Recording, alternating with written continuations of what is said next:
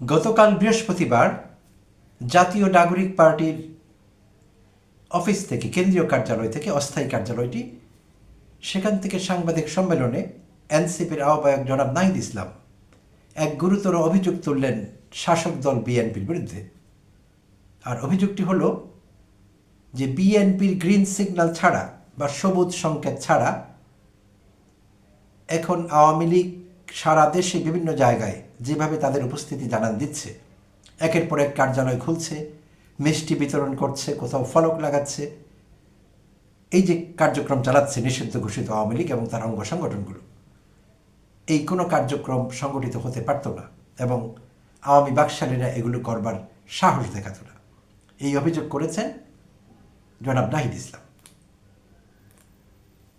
খুবই গুরুতর অভিযোগ যে বিএনপির গ্রিন সিগন্যাল ছাড়া, অর্থাৎ বিএনপি গ্রিন সিগন্যাল দিয়ে দিয়েছে আওয়ামী লীগকে, আর জনগণের একাংশ এবং একটি ভালো অংশ এই কথা বিশ্বাস করতে শুরু করেছে যে জনাব নাহিদ ইসলাম যা বলেছেন সে কথায় সত্যতা আছে। তো কিভাবে, একটু ঘটনা পরম্পরা যদি দেখে নেই তাহলে বোঝা যাবে নাহিদ ইসলামের কথার মধ্যে কোনো সত্যতা আছে কিনা। প্রিয় দর্শক শ্রোতা, গত 24 ঘন্টার পত্রিকার হেডলাইন এগুলো।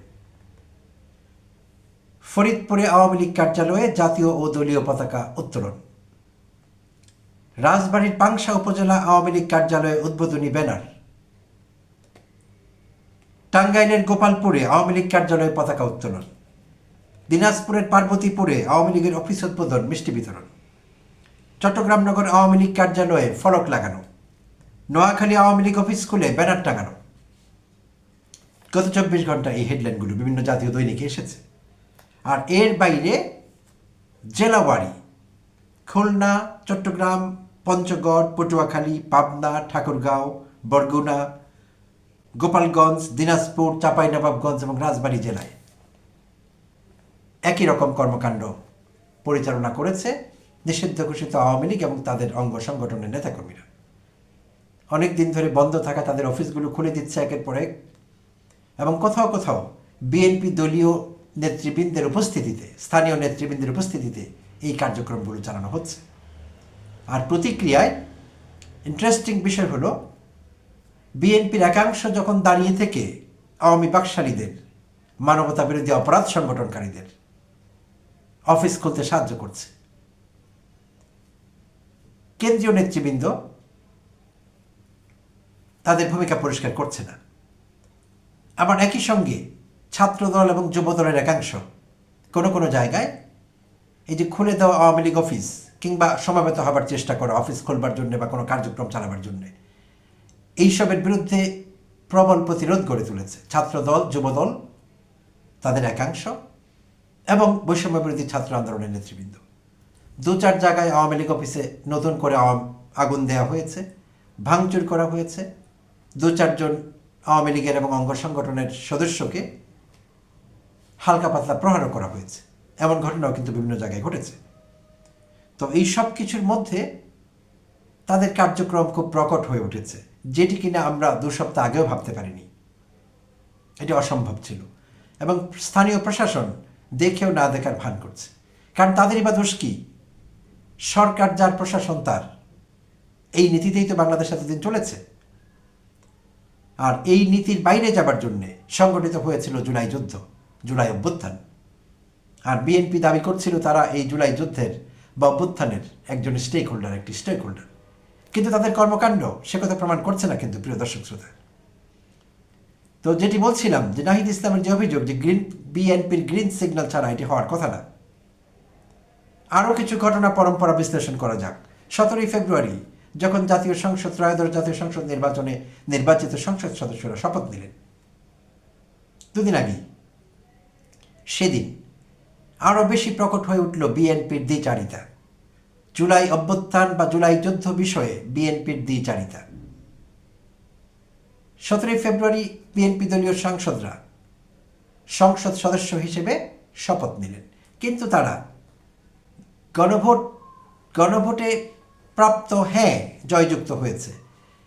তার মানে জুলাই সনদ বাস্তবায়িত হবার কথা এবং সেই পথে হাঁটবার জন্যে জুলাই সনদ বাস্তবায়ন প্রক্রিয়াকে এগিয়ে নেবার জন্যে সংবিধান সংস্কার পরিষদ নামে একটি পরিষদ গঠিত হবার কথা। আর সেই পরিষদের সদস্য হিসেবে একই সাংসদরা ত্রয়োদশ জাতীয় সংসদ নির্বাচনে যারা সংসদ সদস্য নির্বাচিত হয়েছেন তাদের শপথ নেবার কথা, কিন্তু বিএনপি বেঁকে বসলো, তারা শপথ নেবে না, কারণ তারা এটিকে অসাংবিধানিক মনে করছে।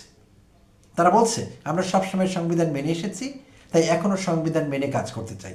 বিশেষভাবে দলের প্রতিনিধি জনাব সালাউদ্দিন আহমেদ উচ্চ কণ্ঠ ছিলেন এই বিষয়ে, সব গুরুত্বপূর্ণ ব্যাখ্যাগুলো তার কাছ থেকে আসছে। তো এখন তারা বেঁকে বসলেন। জুলাই অভ্যুত্থানের স্টেক হোল্ডাররা এখন জুলাই সনদ বাস্তবায়ন করতে নানা গড়িমসি শুরু করলেন, নানা বাহানা বাড়াতে শুরু করলেন। সংবিধানকে তারা ঢাল হিসেবে ব্যবহার করছেন। এর চেয়ে বড় দ্বিচারিতা, এর চেয়ে বড় প্রতারণা জাতির সঙ্গে আর কিছুই হতে পারে না।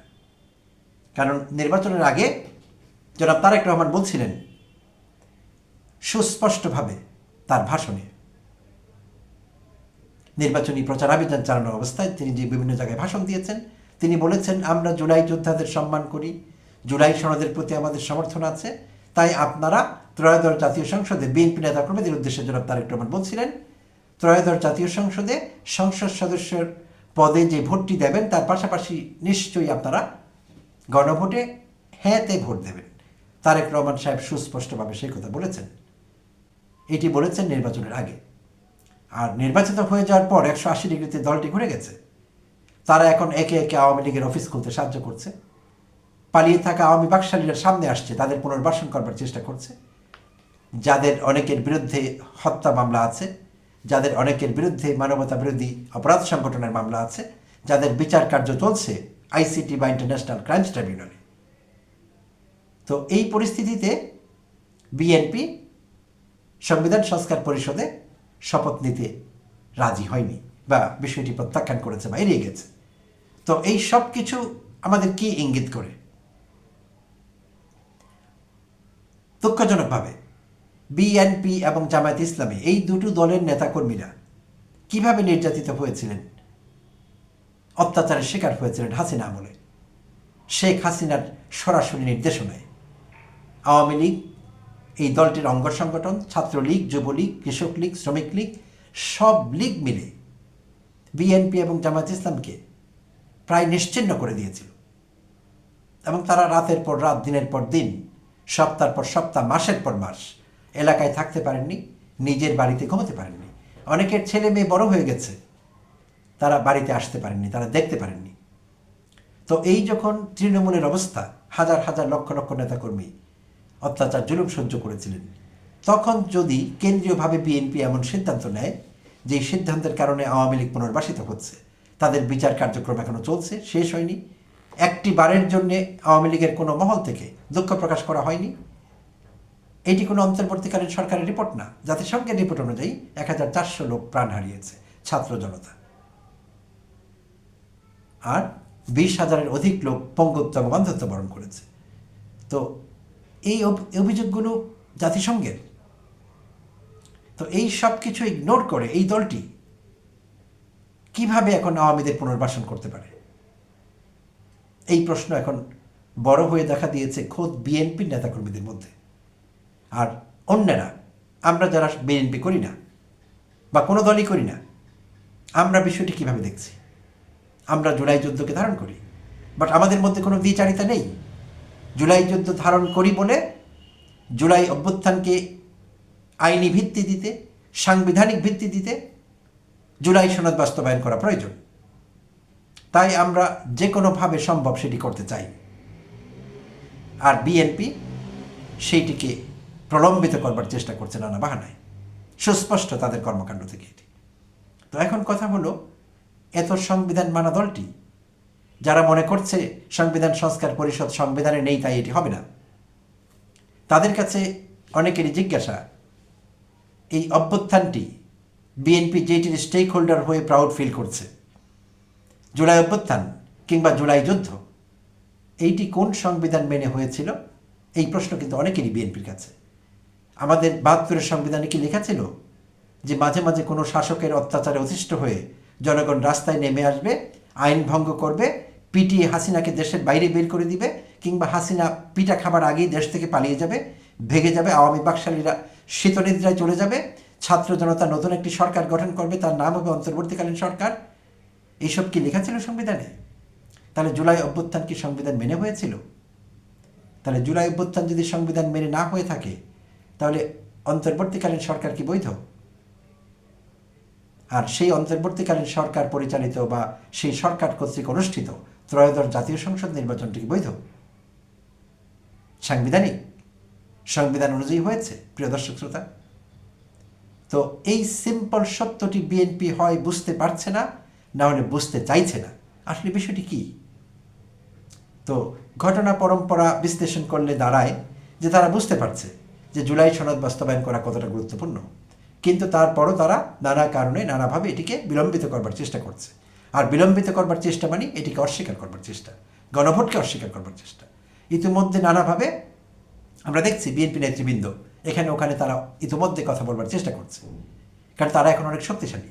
তারা বলবার চেষ্টা করছে এইসব কিছু না, গণভোটটা আমাদের লাগবে না, আমরা ব্রুট মেজরিটি পেয়েছি, আমরা সরকার গঠন করবো, আমরা যা ইচ্ছে তাই করবো। বিষয়টি এরকম না, বিষয়টি অত সরল না। অবস্থা দৃষ্টি মনে হচ্ছে বিএনপি এখন জুলাই যুদ্ধের বিরুদ্ধে অবস্থান নিয়েছে এবং আওয়ামী লীগ পুনর্বাসন করবার একটি কারখানায় পরিণত হয়েছে।